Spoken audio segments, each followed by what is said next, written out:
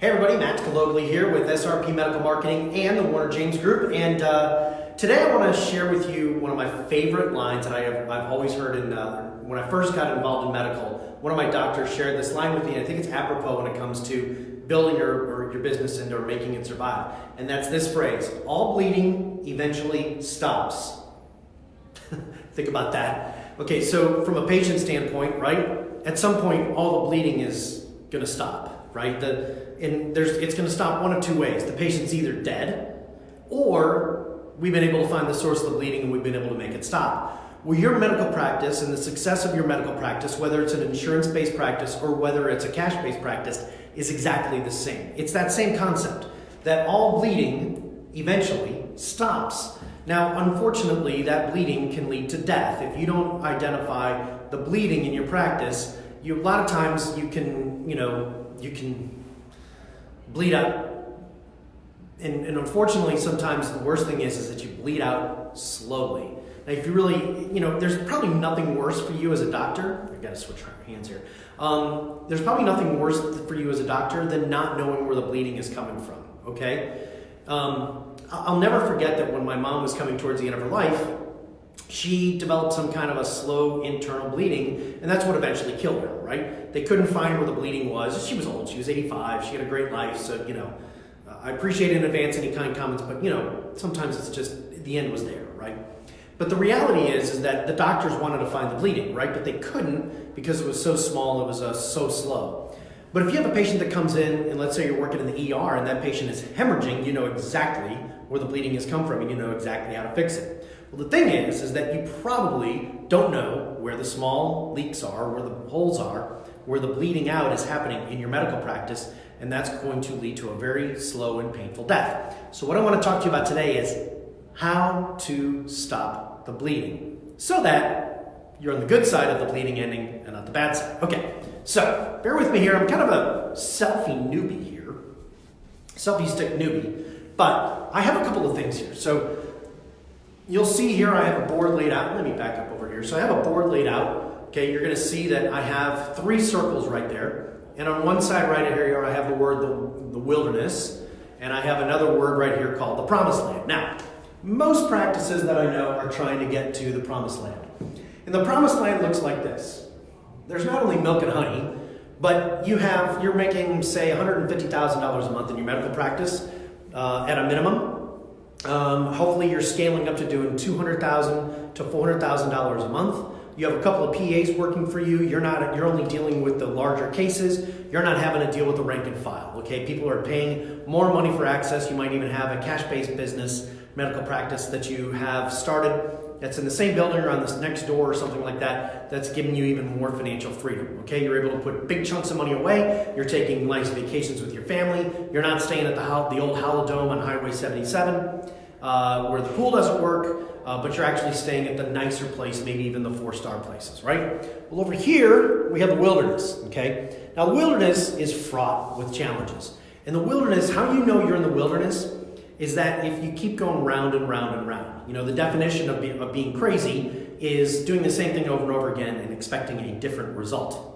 Well, you're in the wilderness if your practice is topping out. It's not really able to get beyond that $25,000 to $50,000 a month. You're making an okay living, but you really don't. You're one natural catastrophe away from the whole thing just going down in flames. Okay. All right. So what do we do? Well, let me talk about the 3 rocks. And I've talked about this before, but I want to talk about it in a little bit more detail. Let's set this down. Okay. So the first rock I want to talk about right here. Oh, there we go. We're going to talk about it right there. Oh, geez, there we go. Okay. Is that we're going to talk about right here, this rock is survival, okay? Now, I want you to think about these rocks. These are rocks that you use to cross the river into the promised land, okay? So, let me back this up here a little bit so hopefully you can see that. So you'll see me bouncing, going from rock to rock. Okay, so the first rock is, are you surviving, okay? Now, if you're surviving, then you can go to the next rock, which is stability, okay? Now, the problem with these 2 rocks is these are very close together, and you can bounce back and forth between these 2 rocks multiple times, okay? you get out of survival mode, you have a good couple of months, and then all of a sudden you get to stability and you feel like you're finally breaking through, and what happens? Snowstorm hits, rainstorm hits, natural catastrophe hits, spring break hits, people are out of town for the summer, whatever the deal is, but you just keep going back and forth between survival and stability. Okay? The place that you want to get to is that we want to go from stability to scale. Okay? Okay, so there you go. Stability to scale. Okay? Now, when we get to scale, it's much easier for us to get to the promised land. Now, scale isn't always necessarily about adding more facilities. Scale could be just growing your existing facility. All right? It could be, there's a lot of different versions. It isn't always about having multiple facilities. It can be just having one facility that just really kicks butt. Maybe you're doing some cash business over on the side. Okay? But let's talk about the survival one, because I got a feeling this is where a lot of you are. Okay? In order for this bleeding to stop, you have to really know what's going on in your practice. And the reality is that you probably don't. You probably don't really understand what's going on in your practice, and let me explain, okay? I had a conversation today with a clinic. I won't mention where, but they are a pain management clinic, and they're watching their reimbursement rates go down and down and down. Sound familiar? Okay? And their story went something like this, okay? Their story went something like this, and that is, they said, well, our practice, we have a pain management side and we have an aesthetic side of our practice. And we used to be doing about $1.2 to $1.3 million a year. And now we're significantly less than that. And I said, okay, hold on one second. Let me see if I got this right. I want to make sure that if I understand your story, tell me if there's anything that I'm missing. I said, okay. I said, you used to do about $1.2 million a year, and that a large portion of that came from the pain management practice, where you probably did about $800,000 to $900,000 a year. Yeah.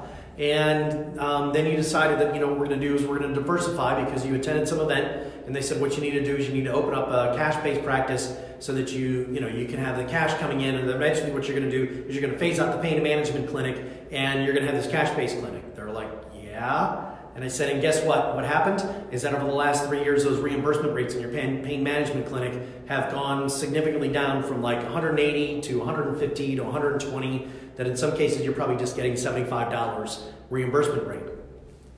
And now what's happening is that you don't have enough money to really keep the pain management clinic going, and the aesthetics clinic, you'd like to get it going, but you don't have enough money to really kind of launch that and get it right and going. You've tried a couple of things to kind of Facebook ads and things of that nature to get that pain management clinic going, but it really hasn't worked, and what's happening is you're robbing Peter to pay Paul. Dead silence on the phone. And the doctor was like, how did you know all that? And I said, because this is what we do every single day. And we know exactly the challenges that you're facing, okay?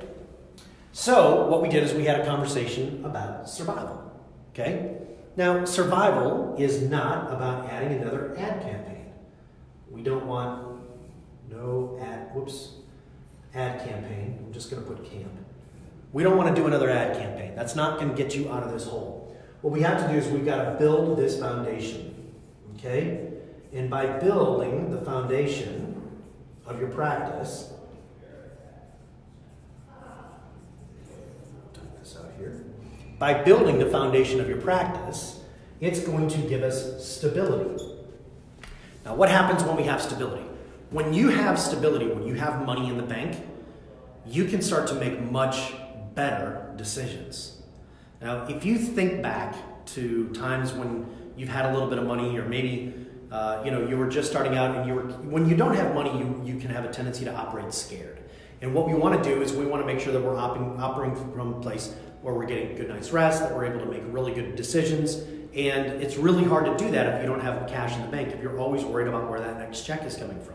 So the first thing we've got to do is we've got to move you from survival mode to stability mode, okay? And stability mode is we want to see, 3 months operating cash in the bank, okay? Maybe even 6 months, okay? And we want to know that we have systems in place so that things can start to run without us. So we want to have 3 months in the bank, and we also want to have systems in place. It's only after we get money in the bank in 3 to 6 months and we have systems in place about how you do things that scale is achievable, okay? So you gotta build the foundation first, all right? You have to do that. Again, how do we stop the bleeding? We gotta find the bleeding. Think about this. I want you to think about this. Imagine if you did that you had a patient come into your practice and that patient said, I'm not feeling very well. And instead of running a blood panel, instead of getting their blood pressure, instead of looking at all their vitals, instead of getting their pulse rate, what you did is you just handed them a Z-Pack and said, get better. Well, that's what a lot of people do with their medical practice is they don't really do a full analysis. They don't really look at the blood panel. You can look at a blood panel and you can tell me what's going on with me, right? If I were to send you my blood work, if I were to run a blood panel, a lipid panel, the whole thing, and I were to send that to you, you could tell me what we need to do.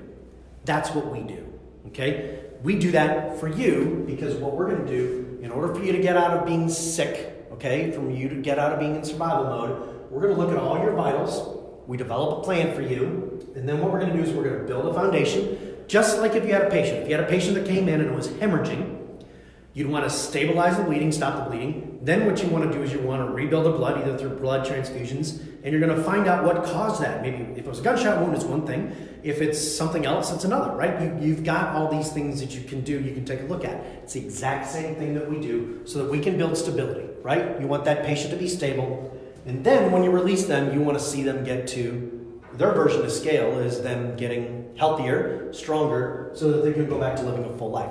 This is what we want to do for you, okay? Now look, I'm gonna end with this, is that I'm gonna bet that if you've been watching these videos, you probably fall into one of these 3 categories. You're in survival mode, you are stable and you don't want to go back to survival mode, or you want to get to scale, okay?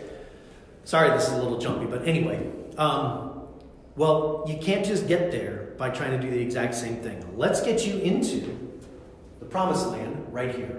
All right, let's get you into the promised land. Let's get you out of the survival mode.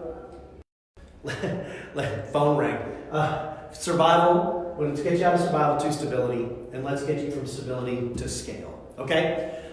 If you would like to find out more, all you have to do is private message me and type the word scale, or you can type it below, and I'd be more than happy to talk to you about how we can do this. If you are getting less than $100, or if you're actually getting less than $200 in reimbursement rates on your insurance payments, why don't you give us a call, because we can take that to $350. And if you're a cash-based practice, let's talk, because we work with both. All right, this is Matt with SRP Medical Marketing and the Warner James Group. Thank you for listening. Have a great day, everybody.